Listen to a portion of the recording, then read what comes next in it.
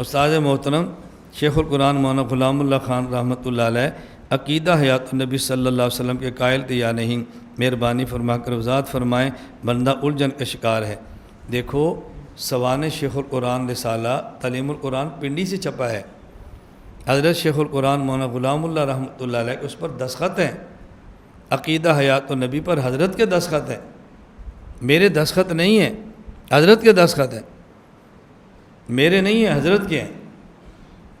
بات سمجھ آ رہی؟ قاری طیب صاحب نے تحریر لکھی ہے، مولانا غلام اللہ خان دستخط فرمائے۔ لوگ کہتے نہیں جی وہ عقیدہ نہیں تھا، اوپر سے کیے تھے۔ میں کہتا ہوں جو عقیدہ تھا وہی اوپر لکھا تھا۔ تو میں شیخ کو موحد کہہ رہا ہوں، تم شیخ کو منافق کہہ رہے ہو۔